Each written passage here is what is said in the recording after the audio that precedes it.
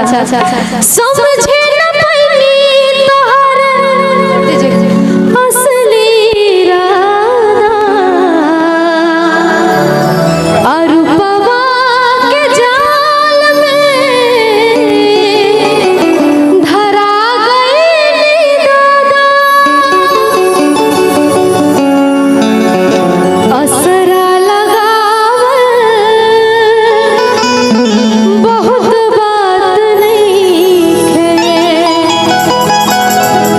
असरा पुरावल बहुत बात होला। गाय की भी हंसिएगा नहीं, ठीक है? थोड़ा हमारा प्रॉब्लम हो रहा है, गा नहीं पा रहे हैं, कोई बात नहीं, सब ठीक बा। आज आवाज लगल बा, कल ठीक हो जाएगी। लगा